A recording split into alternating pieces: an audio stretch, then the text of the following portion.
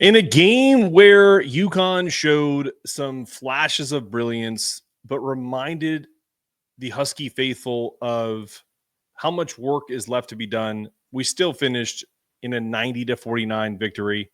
Come join us on Locked On Live. You're locked on.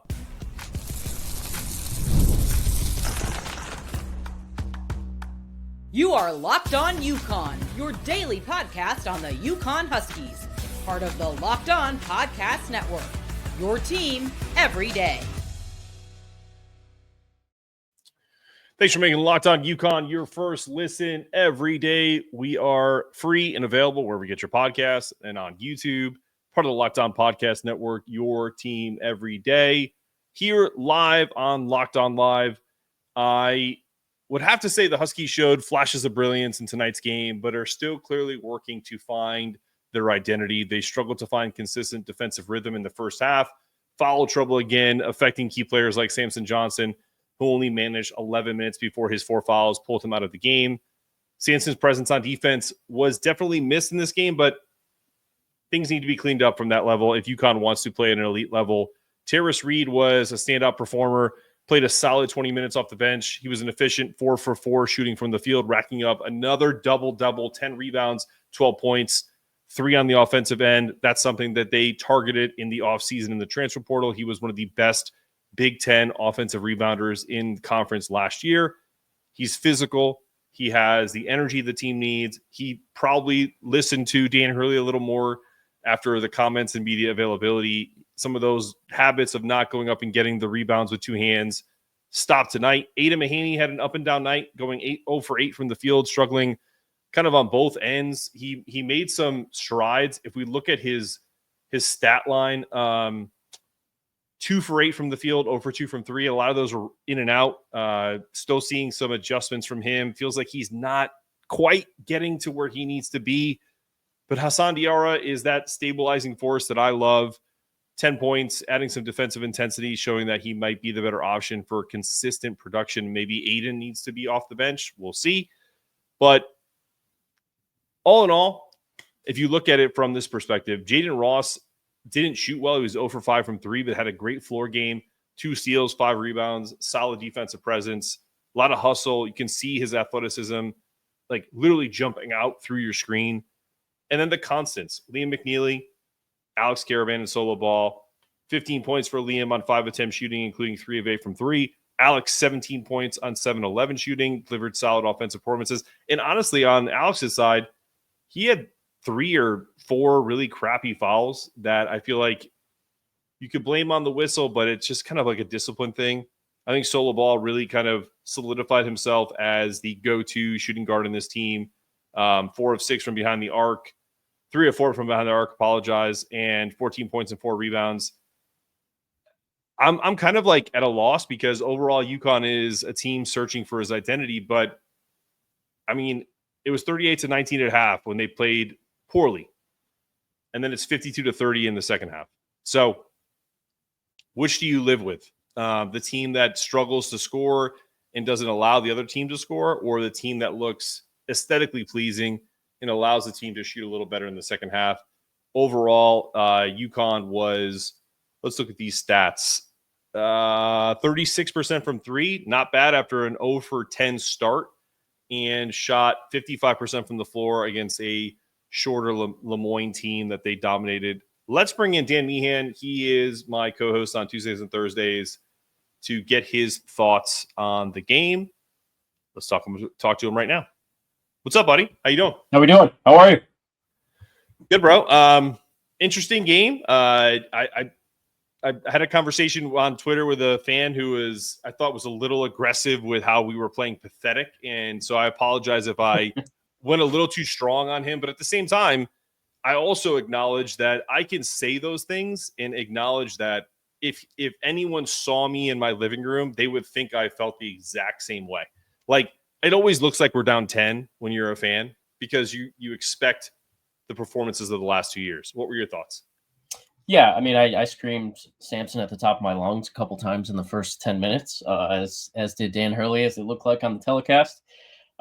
He was flailing around looking like a dolphin on that that second foul Sampson had around the wing on the 3-point line. But yeah, I mean, listen, we're going to expect a lot from this team. We expect perfection after what we've seen the last few years. I wouldn't expect to see what we did last year. That team was just, ratings wise and efficiency wise is going to be one of the greatest college basketball teams to ever go down. It's not going to look like that again. I akin this team a little bit more to the 22-23 roster, where they're figuring some things out, trying to get contributions from the entire team. I think what was notable tonight, and they said it a few times on the broadcast, was Hurley was just cycling rotations in and out, trying different things, tinkering things. You mentioned Mahaney kind of with the inefficiency 2 for 8, but every guy on this team brings something a little different, which is just really taxing for the other team when you're playing against that. You're used to a Hassan Diarra who played incredible on-ball defense all night. The guy is just so exhausting for a ball handler on the other side. And then you bring in a guy like Ahmad Noel in the second half. You start throwing wings out there, Jaden Ross, Stewart, and it's just you're seeing something a little different, and that's tough to adjust to on the fly.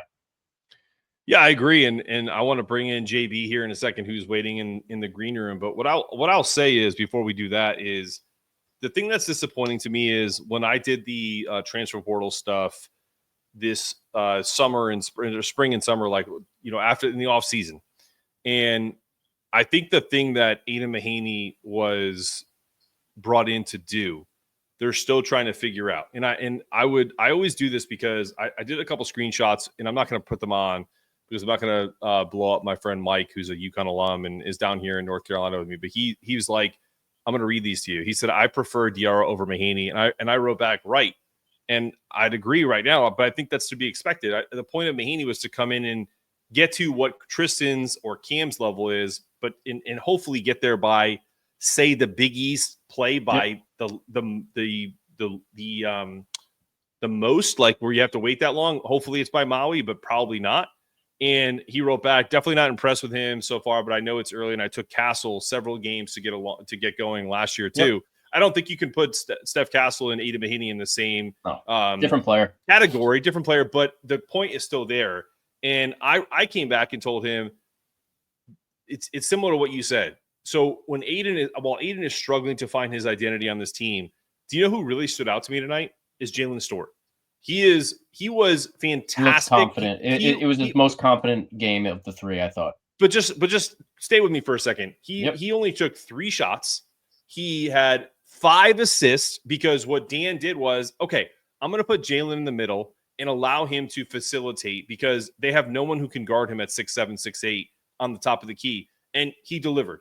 Even on like a play like where they threw an alley-oop to Jalen and he couldn't throw it down, he came down calmly and just feeded it to Jay Ross, and they got a dunk out of it. So there are so many options for Dan Hurley, like we talked about earlier in the year, that if you don't get the immediate ROI from Aidan, let's all take a deep breath and relax because that kind of stuff is coming. Because this was the knock on Aidan before we get to any callers. This is the knock on Aidan, that he is not going to be capable of playing at a higher level, that he played down to his opponents in the WCC and played up against the Gonzagas and and other players that he played in when he played at St. Mary's. So they need to shake that tree a little bit and see if does he need to be benched? Does he need to work on specific things? Also, think about this, because John Fanta said this in the night.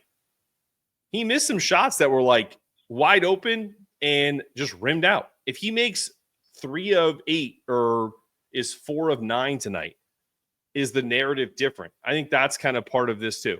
Yeah, I think the first half they started the game, I think 0 of 9 from 3, but 10. At that time 0 of 10. Yeah, so before Liam hits the 3, I think at about the 8-minute mark, LeMoyne was only shooting 30% to that point in the game. Yep.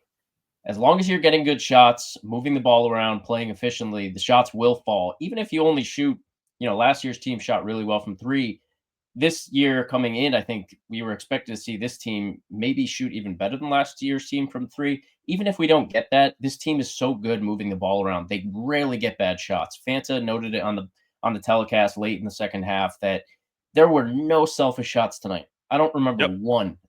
Every shot is a good one. That's not going anywhere. That's the UConn brand. That's how they run their offense. That's how they practice. So, starting 0 from 9, not what you want, but as long as they're moving the ball around and getting efficient looks, those are going to start to fall. Mahaney, again, he's not going to be the most athletic guy on the court at any point in the season for the UConn Huskies. No. Cam Spencer wasn't, but it didn't matter. Cam got really good shots. I think Mahaney is taking the right shots that you want him to take, but you brought him into this program. Every single piece on this UConn roster brings something different to the court when they are on the court. He is a incredible, I think, number 1 in all of college basketball last year at pick and roll offense. That is what he is on the court to do. So when you either bring him on off, whether it's off the bench or whether he's starting, he's bringing something a little different with the ball in his hands than a Hassan Diarra, Ahmad Noel, or somebody else. So that's kind of, I think, more of the story right now and what they're tinkering with game to game. So. No, I agree, and I'm gonna bring JB on the program now and keep you on, Dan. But like my thing is, before we get to him, is that look, it does take a while for a team to mesh, and people dealt with. I said at the beginning of last year, and this is 100% true. I think Cam Spencer was a decent defensive player, but my biggest fear with him was that he was going to be exposed with athletic guards. People taking him down low, people taking him off the dribble. You're seeing some of that with Aiden. If Aiden was shooting 50% from 3, nobody would care. So He's got to figure out his role and then allow some of that defensive deficiency to just kind of roll off his back, because you're not always going to be a lockdown defender. And so I think that's my biggest takeaway from tonight from the Aiden debate. Let's get JB in here. He's been waiting for a little while. What's up, dude?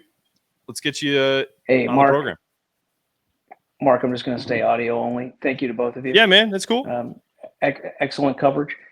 I just want to add one thing in about Mahaney, because you're already doing a lot of breakdown. I could have asked a couple questions, but you basically already addressed them. That's how in-depth the show is. But I want to say that the guy's coming from the West Coast Conference to the Big East, coming from the West Coast to the East Coast, going to a program where you go from, it's a good program, don't want to put any knocks on St. Mary's, to a high championship pedigree.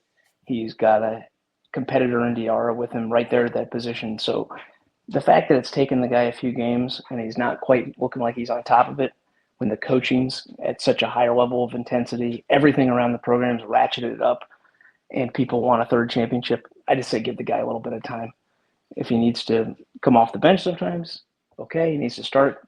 The staff's going to figure that out. But again, it's early. And also the one point you brought up that was pretty good about the how many rotations they're throwing in, that's to try to figure out what's going on. That's it's almost like watching hockey right now. There's so many shifts coming in and out that, again, not to belabor myself, but to say that just give the guy a little bit of time from my perspective, from the fans' perspective. Oh, for sure, man. JB, where are you from? Are you calling from Connecticut or another place in the country? I'm calling from Indianapolis. I'm a UConn grad. Look at you. And I started watching your show last year, and watch it quite a bit, and just love watching the Huskies. And people get tired of me wearing Huskies gear around here because I got a lot of Purdue friends I work with. I got you. And then poaching guys from the IU program too, right? So you got all these fans. This basketball crazy state. What do you say to Indiana fans or Purdue fans if they see you with a UConn jersey or any type of swag? Like, what's the typical response to you wearing stuff in the state of Indiana? The Purdue fans got a little salty last year, like, oh, Hurley's dirty guy. And I just let them kind of run out their jive, so to speak, because I'm just like, people got to walk by my office and see 6 banners up and then a 7th one that celebrates. It's just banners. JB. It's just a one-word response, my man. Scoreboard. And I've got 2 chairs in my office from the 23 Final Four in Houston, like the official sideline ones and stuff. So there's just all this stuff up all over the place. And I was on campus when with the first team, like those guys were in my classes and stuff. So it's absurd to think that I was at this little state school that I first started getting excited when they won the NIT in the late 80s. And then I was on campus with these guys, and then took a little bit of break and went back and finished with the 04 class. So I was on campus for both of those. And it's just unbelievable to be sitting here and watching this. I mean, yeah, you were part of the building blocks that created the basketball capital of the world, my friend. Yeah, I'm one of those fans who was around back then. But it's great. Hey, it's great pride for the state. Right? You go through there and you never think when you go to that town and you see those. You kind of broke up there, JB. Dairy barn, the hills. Okay, well, I'll let you guys go. I'm sorry, some problem with my Wi-Fi. It kicked me off. I couldn't get that. No, you're good, bro. But thanks, guys. I appreciate you. You're good, man. I think I heard Dairy Barn. And listen, we love you. Keep repping the Huskies in Indy. I got North Carolina on lock. Obviously, Dan is in our home state of Connecticut. So really appreciate you jumping on and keep repping Locked on UConn, man. I appreciate you. All right. I dropped the link in the chat. If you guys want to jump on, feel free. I know we got a couple people that asked if they can come on, so feel free to jump in. I'm going to add something as like an aside. What's really interesting is, did you guys see Dwayne Karamo from LeMoyne? Like, I don't know if he's I'm going to look it up. I don't know if he's available in the transfer portal, if he's like a underclassman. But you know how UConn does when they play against a guy that plays similar offense and plays similar to them. Because what did Dan say at the start of this game, or even in the media availability, that LeMoyne runs a lot of similar offense, right? And so let's see about this guy, because he's a Berlin kid. He's 6'8", 205 pounds. He's the type of kid that I could see them. He's got a year of eligibility left. Just throwing this out there next year when this kid is available to jump into the transfer portal, because let's face it, he got recruited by Rick Pitino at Iona. I know Dan and Rick don't like each other, but they try to go after some of the same players. Little jab. So I'm just saying, remember the name. It's one of my favorite photos ever. I have them all saved on my desktop in a folder from years and years of just collecting cool photos in the Huskies run. When they played 3 years ago now against East Carolina, one Tristan Newton, who they played against, I think had 26 or 28 points against them, and they go out and get him in the transfer portal. You know, so it's not beneath this program to play a guy, say, hey, he played well against us. Let's take a look. All right, let's go. We got a couple guys waiting. I'm going to bring in some more dudes. Let's go. Fair the God. I love this handle, dude. What's up, my guy? How are you doing? What's going on? What's going on, Mark? Man, good to see you, brother. Hold on, my phone fell. Sorry. You good? You good? What you got for us tonight? What did you think of this game? We talked a little bit about this team that's deep. It keeps continually to start slow, but it feels like the offense is getting whatever they want. Shots didn't drop tonight initially at the beginning, but then you look at the box score. It's kind of like when we watched that URI game and people were concerned about the interior defense, and then you look and they have like 12 blocks. Again, concerned about the shooting, and they still shoot 37% from three. What are your thoughts? Yeah, so I actually was I coach, so I missed the first half. I caught the second half. I was pretty much like looking back and forth, but once the second half started, it seems like they went on that run at the end of that first half, and I was just really excited to see like Stewie kind of get his feet under him. It felt like that was a big thing for me, like seeing him kind of look more like what we expected to see. And Jaden Ross, man, he's just he just jumps off the screen instantly, like right away. Every time that I watch him, more and more, he looks so comfortable. I'm really excited to see what he does this year, and just the second unit in general. Honestly, I don't know how a lot of teams are going to really match up with our second five, let alone our first five. How that's flowing. So really excited about the team this year, man. And I think that as you guys were saying, once the Aidens and the other guys kind of get their footing under them, this team is just going to take off. Let me ask you a question, man. For sure. You're a coach. If you got football, football. That's okay. It doesn't matter. I'm just saying from a perspective, scenario. If you have a kid who you had a lot of high hopes for, and they're making a change and they're coming into your program, how long do you wait in terms of the starting lineup before you decide to say, all right, man, like, we love you. We're still going to give you some run, but we're not going to start you. Like, so I don't think that's happening with Dan, but I do hear it. I do hear some of this, like some of the Twitter folks are coming at me a little bit and saying, hey, I'm not super impressed with Aiden. And part of it is because I was on Aiden early and I thought he was going to come here. So I'm still excited about Aiden's eventual potential. but I hear people's concerns. Like from a coaching perspective, what's your thought process on that? I think as long as it doesn't mess up the flow of how the team operates, right? So for me, Aiden still is able to mesh well with that first unit. And then when the Haas comes in with the second unit, it kind of just hits the ground running. So there's really no drop off, either way. I think that, again, as long as the continuity is there and everybody's the offensive flowing, I think on the defensive side, that's kind of where I get a little nervous because I feel like Haas tends to ratchet it up a little bit more on that end of the floor and gets us some open looks and gets the ball moving down the court a little bit faster as well. But I think that, again, that first unit, they're still scoring. They're still able to roll once, Liam and AK is hitting jumpers, then the rest of that offense opens up. So I don't think at this point that's something we really have to worry about because, it's flowing. And again, that second unit, once any other team gets into their 6th, 7th, 8th guys and we bring in that next 5, there's not much you do with us. And we just going to run. What do you think, Dan? Like, I think I agree with my guy here. I think that there's like an interesting, connective tissue between this team and I feel like not last year's team, but the year prior, like the 22-23 team that you've mentioned on previous pods, where it's like they're 10 deep. Like on any game in that season, you'd have Naheem Aleem drop like 12, or you'd have Joey Calcaterra come in and give you 9 off the bench. Right. And it just feels like this team has that similar vibe to it. And I think that's why Dan I think they're 2 players deeper than I literally think they're 2 players deeper than that team was. That team had their defined 8, which is what you want going into a national tournament. This team has 2 Division I starting lineups. They could lop off the next 5 guys and go give it to another roster, and that would be the starting 5 of another Division I roster. I think coming into this year, we wanted, the efficient shot taking is going to continue. Whether they make the same shots at the same clip as last year's team, we'll see. But they're still getting good shots. I think the story of this team might be their defense, but you saw it in the second half. Once these wings are clamping down on the wings of the opposing team, and they get out and run, that creates offense for them. They were, how many breakaway layups and dunks did they have in the second half? Solo was just total spark plug. I want to see more of him on offense, just putting him in more positions to be able to just kind of create. I think he's such a great athlete.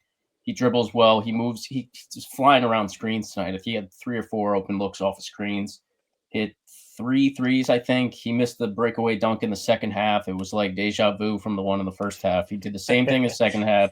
He hits a 3 coming off a screen, gets a breakaway steal, dunk, comes down the other way, other end, hits another 3, misses the dunk on the next play, but then gets back on defense, knocks the ball away, and it leads to another dunk. It's ridiculous. Like they're just all over the place.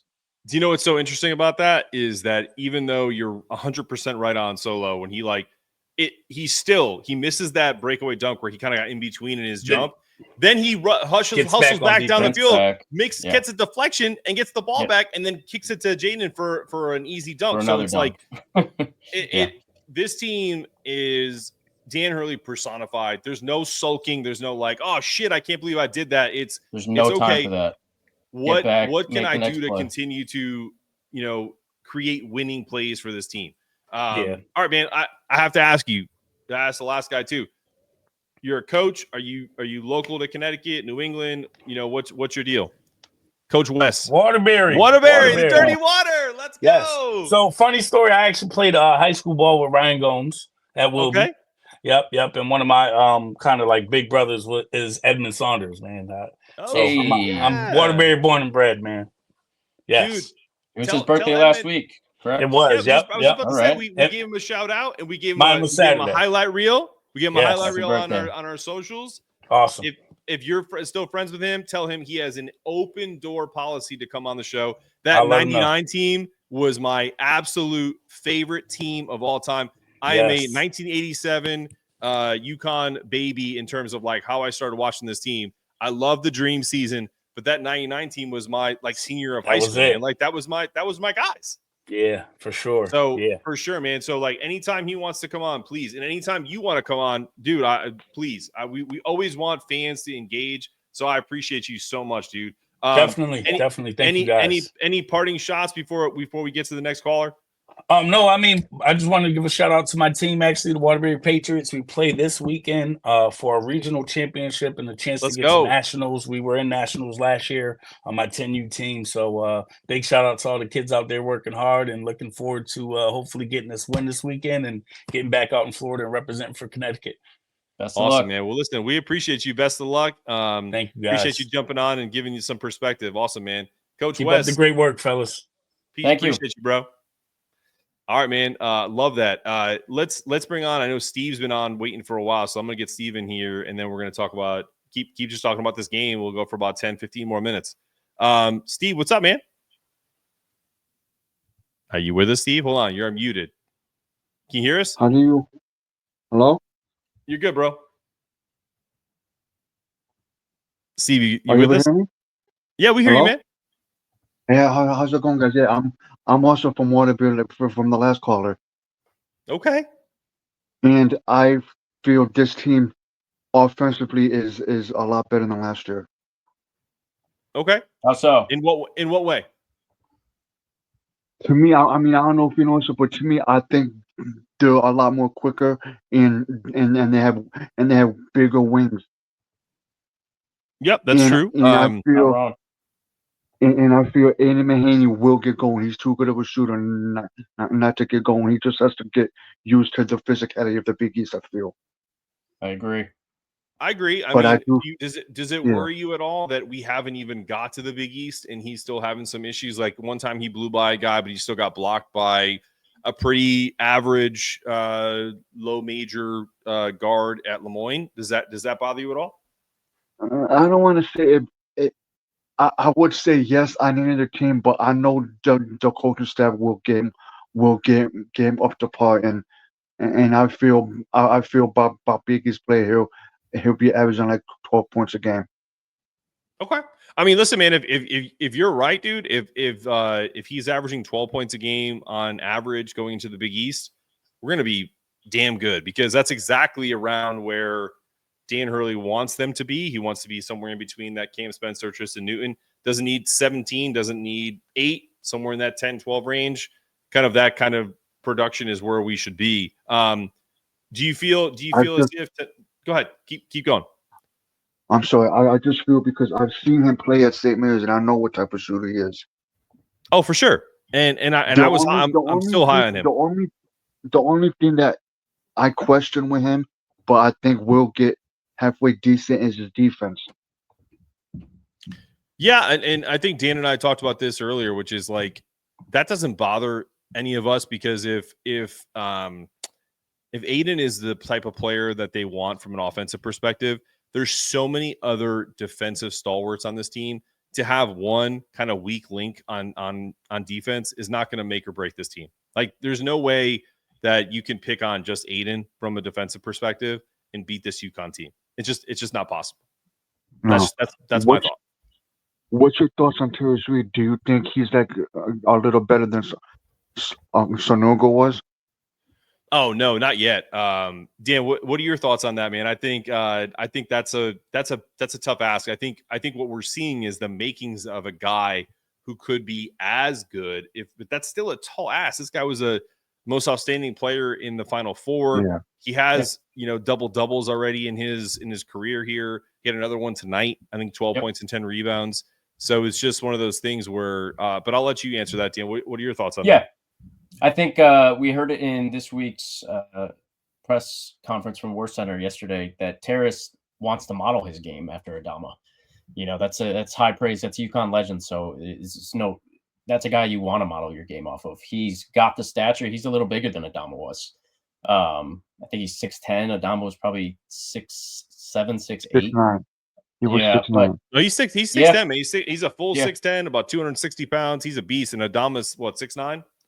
Yeah. So his stature allows him to kind of model his game after a guy like that, where he can. I think Adama got better every season, and Tarris, he's got a full season of runway here to kind of work on his game. He's going to get better every single day practicing against those guys. So and he's not there yet offensively, but he has all the full plethora of skills to get somewhere close. And I agree with you. I think by the Mile Invitational, he's going to be the starting over Sampson. Yeah, we'll see. Okay. It'll be interesting. We'll see, man. Steve, where are you calling from? You said Waterbury? No, I was born in Waterbury, but I live in New Britain right now. Hard hitting. I love it. We both Dan and I both said that at the same time. All right, man. We're gonna drop off and let Tyler jump in. Really appreciate you jumping on and keep listening to the show. We'll see you on the next Locked On Reaction show. All right, brother. No doubt, and thanks for representing Kenneth and Carolina. Absolutely, brother. All right, let's get Tyler to the stage. And before we get to Tyler, I will say I think I'm going to double check this. UConn had, I think this is the biggest. I wouldn't say it's the biggest stat of the night, but it's damn close. All right, 24 assists on 35 field goals made. That's impressive, guys. This team hasn't even played together for more than really 3 games this year. Like, and I run down a few notes as well. Please hit me with it. Yeah, they finished 3 games in a row scoring 90. I don't remember the last time that they did that. They came close last year to start the season. They went 90, over 100, and then sub 90 for like 87 points. But UConn wins the rebound battle 42-23, just completely overwhelming. Not a surprise. They're playing a team that wasn't even a Division I team last year. Yep. 7 steals, another 9 blocks, only 7 turnovers. So just completely, really efficient on offense. UConn had 17 points off turnovers. LeMoyne had 0. So just a top to bottom, really efficient game. So I'll answer this question first, and then we're going to get to Tyler. Which bench player do you see as a potentially becoming a starter?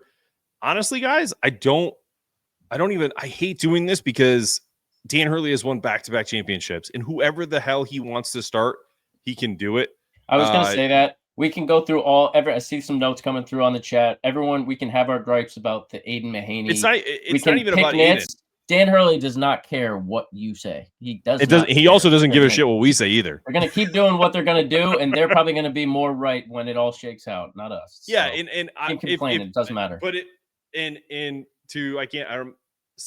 Mady, whatever your name is on there. I think if it was up to me, I would start Sampson. I would start Tarris over Sampson. But that's it. If you want to keep Aiden in, it doesn't matter who starts. It matters who finishes the game and how you go about it. We're so bored.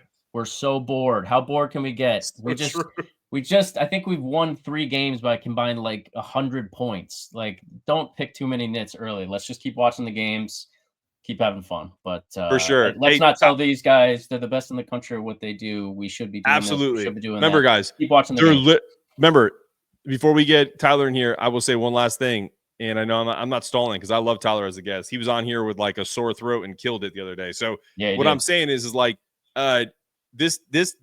Just remember who this staff is. They're literally going to high school kids and saying your points per possession is where we need it to be, and we can get you better. So if they feel like someone should start, you should probably listen and not worry about it so much. They're putting you in specific situations and spots for a reason. They've already done the homework. Tyler, stop yawning. Get in here. What's up, brother? What's going on, Shouts guys? out DC. Shouts out DC. Yeah. DC. Yeah. So I feel like I came away feeling more positive than maybe the general consensus here. I love it. I love it. Give it to me. Yeah.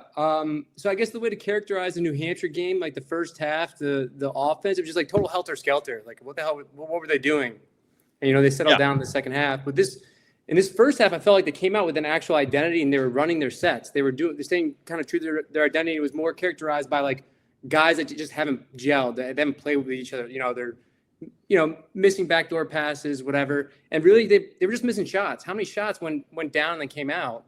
And started 0 of 9 from 3 tonight before Aiden hit the exactly. one. And then related to that, to kind of, I'm going to cut Mahaney a little slack here. He missed 3 layups and 2 of his 3 threes went in and out.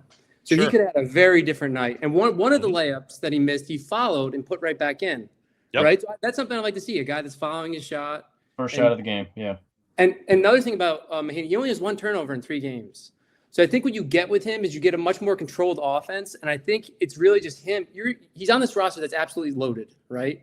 And I think it's similar to Stewie in a way, right? Because like Stewie came in with, we all thought Stewie was going to be that, the first guy off the bench, right? And it seems like he's kind of like almost out of the wings. He's kind of like the last fiddle now, it seems like. And Mahaney kind of came in with all these expectations, and they're both on this roster with just so much talent. And they're used to, these guys are used to being the stars of their team, right? So they have to kind of resort and figure themselves out and how to contribute in ways that they haven't had to before. And I saw Here's that. what people, I totally agree. So all great points. Here's one thing that people need to consider. This team plays an incredibly well-rounded team brand of basketball. Everyone's getting good shots. Those shots are going to start falling for guys like Mahaney. He doesn't take bad shots. Nobody on the team does. Dan said it this past week in his presser. Jaden Stewie, maybe I don't see a drop off yet. It's only been 3 games. He's still athletic. He's still playing in defense. He's still engaged. Every guy has a different timeline. These are 18, 19, and 20-year-old kids. Everybody matures differently on the court. Everyone's going, when they're playing this team brand of basketball, they're all getting good shots. Yep. Keep trusting the process. Knock down your shots when you get your chance, and you're going to look good. It's just every guy has a different time. For sure. And what I will say too, to piggyback off of that, Dan, it's a great point, is there's a couple things, right? First thing is, I wrote this down specifically. You can just see that Liam McNeeley plays at a pace that is his own. Like, nobody rushes him. He gets to the basket whenever he wants to. If he gets cut off, he pivots and pulls out no matter where he needs to go. He's already a consistent, constant on offense. Like, they don't have to worry about him through 3 games. Very similar to Alex Karaban in like that clone aspect of, he literally is the type of player that they're constantly looking for. Some of the other players are that maybe lean more on their athleticism are a little slower. And then you look at someone like Aiden, who you really can't say that about. You can't say Aiden is leaning on athleticism. I think Aiden is more just figuring out his role with the team, which is, I just want him. I want him and Samson to play at their pace. Like, I know it sounds weird because they play vastly different positions, but Samson and him, to me, are keys to this team, because if Aiden plays well, and to Tyler's point, he hasn't turned the ball over at all, really. And that's a fantastic stat. But he also hasn't given them the production that they've thought, but they also want to give him time. And then Samson, but why do you bring a guy like that in? Because he's smart. Because he makes better decisions. He's played big minutes in big time games. You bring a guy like that in that is ready to get plugged in. So even if he's cold, he's 0 for 5 from 3 on a given night. You're right. Keep giving him the ball. He's never going to take the wrong shot. He's going to keep making heady plays and be consistent when he's called. And you're right, Dan. So, but conversely, someone like Samson, who's been in this system for multiple years now, I want to see that mentality from him, which is like, dude, the same thing that Dan said. It's like, stop mauling dudes. Yeah. Just use your athleticism.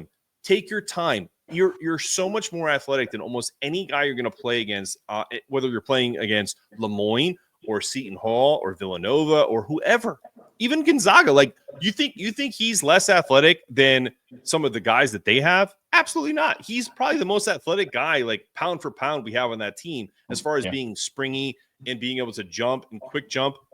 He need everyone that is kind of going too fast needs to take a breath and be like, listen, we know Dan Hurley is putting a lot of pressure on you guys, but relax. Like, you're fine. Like, in a game, it's not practice anymore. Just go play. I know that sounds very similar to what Dan said, but it's the truth. I think you saw it on he starts going crazy and flopping around on the sidelines when Samson commits that foul on the wing. He's not so much pissed off at the foul. It's that just play defense and keep playing defense. Move your feet.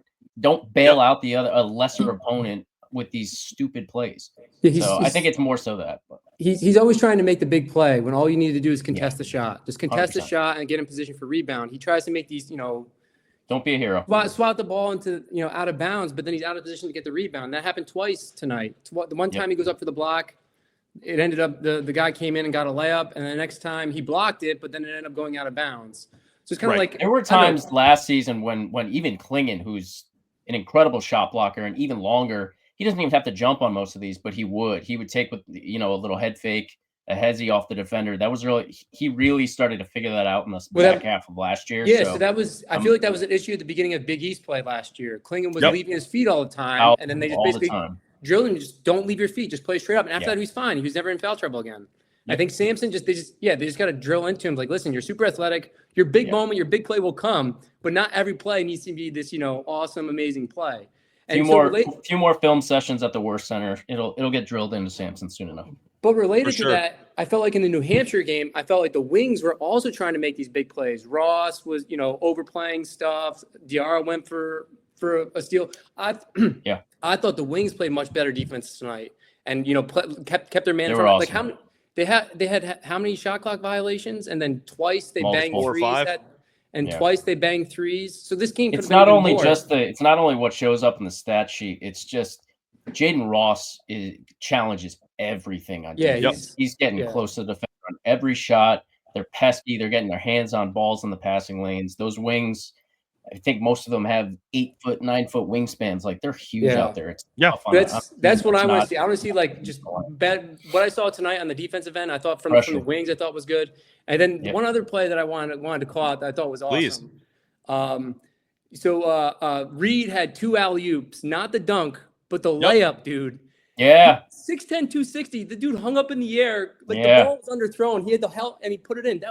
A dude that big making that kind of play on a fast break.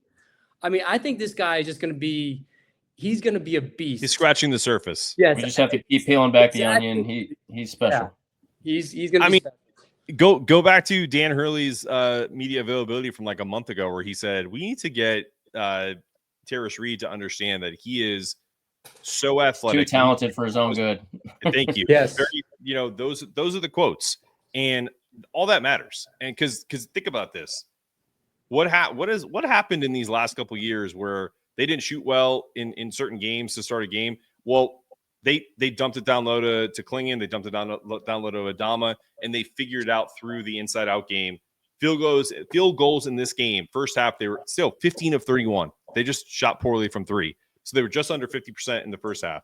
Then they were 15 of 22 in the second half.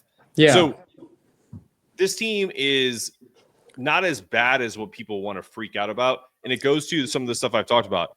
It's perception versus reality. What this coaching staff is going to look at is some of the stuff you talked about, Tyler, is how many deflections does this team have? How many hustle plays do they have? The effort is always there. The extra pass is always there. And that's why you always need to engage on defense. Play wide, play with your hands spread high, contest every shot. All of those things, once they're compounded into the end of the game, like those lead to fast breaks. And we saw that if you're not tonight. Shooting the ball well, keep playing defense. It will feed into your offense. We saw that. We saw the fast breaks. Solo had a couple. And you saw the freak athleticism that he has. There's gonna be We haven't seen the best of Solo yet. He's gonna make some jaw dropping plays. Yeah, absolutely. Hurley said that he wanted to see growth in his pregame show or talk or whatever. Yeah. I thought there was growth from the last game, and I think for sure we can't expect anyone who's disappointed. I don't know. I came away feeling good, and I'm looking forward to the next game. I'm looking forward to Maui. I won by 40 again. I will say this. The last thing we'll say before we kind of call it a day. I said to folks at the beginning of the season, if Hassan Diarra can give me 10 points and 6 assists, we're in great shape. What did he have tonight? 10 points and 6 assists. Yep, because Haas is, I feel like, again, is that stabilizing defense. Lockdown. And he also messes with you're right. Always in people's grill. Reminds me of Gary Payton, man. He is just like a glove, just sticking the guy across from him constantly. And as much as shit as we give Sampson for fouling, he had 4 blocks well tonight. Yeah, he played well tonight. He had double the amount of blocks as fouls. Let's keep it that way. Yeah. Well, and Noel, that's true. And you got good minutes from Noel again, and then another great guy. Yeah. I think he's going to sneak in too. Like I think again, like it doesn't matter what happens because if Aiden continues to have some of the, what's the issues with his production, then it's a competitive sport. Then you pop someone in that can do it. So Tyler, to your point, with all these guys trying to play not necessarily hero ball, but trying to make their mark when they get their name called and they're on the court. All these guys are vying for minutes. They're trying to break into that, top 5 either top 5, 6, 7, or 8.